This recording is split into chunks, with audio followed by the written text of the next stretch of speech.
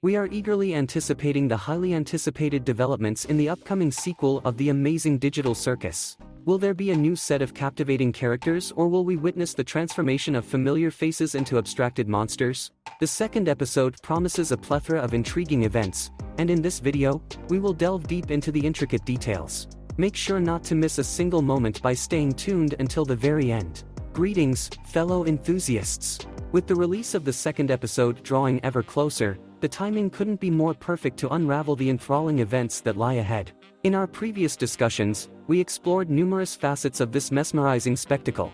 We caught glimpses of tantalizing teasers hinting at the introduction of fresh characters to the digital circus, whilst pondering the fate of those who may succumb to the allure of becoming abstract monsters. However, amidst this darkly comedic backdrop, a profound undertone lurks, provoking contemplation and even instilling a sense of unease. The pilot episode had already reached such soaring heights that it left scarcely anyone unimpressed. Nothing can compare to it. By the way, the pilot episode has. In this video, I have prepared for you all my theories and concepts from the developers which will be related to the plot of the second episode of The Amazing Digital Circus. We already have quite a bit of information about the second episode, and therefore we can already create an idea of what the second episode will be about. I want to tell you about the new locations, the exit from The Amazing Digital Circus touch on the topic of new characters, and also tell you information from the developers themselves about the second episode of The Amazing Digital Circus. So all new locations. Let's start with the new locations and rooms that we might be shown in the new episode. Maybe we'll be able to peek into the rooms of old characters that were abstracted earlier. That would be very interesting, because that way we would have some understanding about abstraction. We've seen CFO's room before, and other than the scary drawings and painted walls,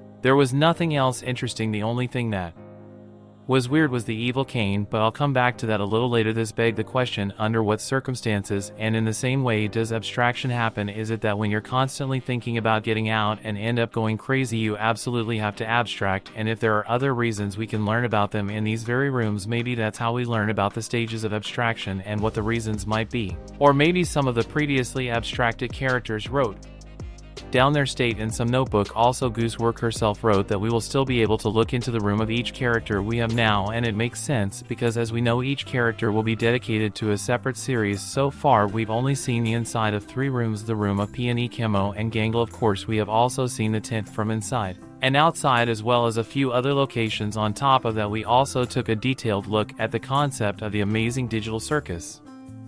I didn't understand the crow's nest. Was it created for a character, or does someone already live there? Although we didn't see this nest in the first episode, perhaps a new character will live there, a butterfly, but we don't know yet if it will appear or not. I've also gotten comments that maybe C and Bubble live there, but I'm not completely sure about that because I didn't see that nest in the pilot. Maybe it's some kind of decoration, but the nest may appear in the second episode for some kind of assignment from Kane. But let's not forget that we also have a lot of glades where new locations or quests from C may appear in episode 2. And also, one of the most interesting issues for me is the void, a huge space that is not clear what void and exit it is for. None of the characters know what it is, and even Kane himself doesn't know it. At the end of the pilot, we are shown that somewhere far beyond the void is a monitor that has been used to run an Amazing Digital Circus. Whether this will be a way out is an interesting question. I'm hoping that episode 2 will tell us at least something about it, but I was wondering, what if the void drives the characters insane, after which they become abstracted? What if upon entering the void the characters see that very exit through the monitor, and when C brings them back they start thinking more and more about that exit? This theory could prove that Kane is evil as drawn in the room at ComMod. Maybe he's just keeping the characters from leaving them Digital Circus. When they're on their way out, he just brings them back. And that being said, when Chemo came back from the void, he started talking endlessly about the exit, so we're told by other character he then locked himself in his room and became more and more insane, after which he abstracted himself. Perhaps other characters abstracted themselves in the same way, but unfortunately we don't know anything about that yet. But I can say with 90% probability someone will abstract in the new episode of The Amazing Digital Circus. You and I might all think it will be Kinger, however things could be different. As we know from Gooseworx post, Kinger is the oldest character from Digital Circus. He's 48 years old, which means he's not easily abstracted if he's been able to last that long. But we also see the opposite, that Kerr's craziness shows at some points. For example, when Gangle was standing next to Kinger for a long time, he didn't notice her right away and then got really scared. Or when Jack sent Kerr and Gangle on a mission to find the GLS. Kinger was clearly nervous. The other characters were never once as shaken as Kinger was, though on the other hand Kinger is quite an outgoing and appropriate character. Oh, and Gooseworx herself asked us who can abstract besides Kinger, as if to imply that he's not the next one to abstract. Who will abstract in episode 2? I have a theory that it could be Ratha, because she's thinking of coming out and has told us about it herself. On top of that, she's been infected by the abstract. So what if Kane can't fully fix the characters? Perhaps that's how the first stage of abstracted manifests itself. First, when she saw Kimmo, she told us that suddenly Kane could fix him, and second, when Kimmo beat Ratha badly and she started glitching, Ratha asked Pomni to find Kane, as if she realized she was on her way to abstraction. I have this theory that after a character becomes infected from abstracting, something starts happening in their head, after which they go crazy and abstract themselves. If we think back to the paintings in CMO's room, we can see that he met with the abstracted one, which means that he could have infected him. After that, Kamo himself began an irreversible process. He started thinking more often about going out, writing writings on the walls and drawing pictures where he becomes angry and then abstracted. Now it is possible that Ratha may abstract back. Next, there are people who are suspicious of PNE, but I believe that she just came into the digital circus and hasn't come to terms with what's going on yet. That could mean she's still adapting to the new environment. Oh, and besides, why would the developers add a new character when it can be abstracted in the next episode? One also subscribed to the theory that in order for someone new to come in from a character, one of the existing characters has to abstract, so someone definitely has to leave in the new episode.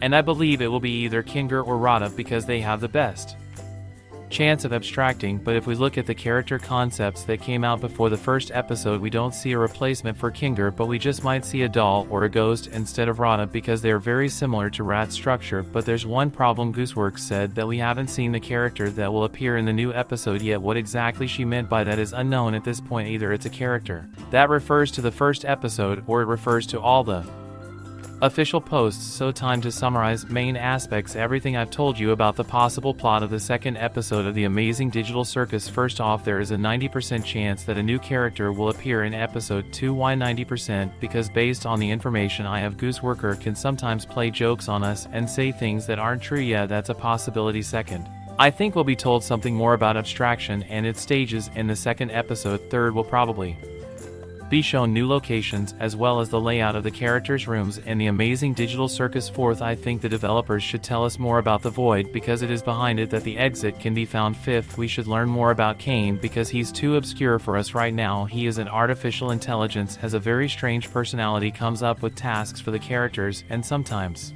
he doesn't tell us something that is a mystery. I'm sure both the other characters and Kane himself should give us more information and insight into how the digital circus works, and if there is a way out of it. What theories about episode 2 do you have? Be sure to share conclusion with me in the comments, and I'll be sure to answer you. Also, don't forget to give this video a like and subscribe to my channel. Good luck everyone, and bye bye.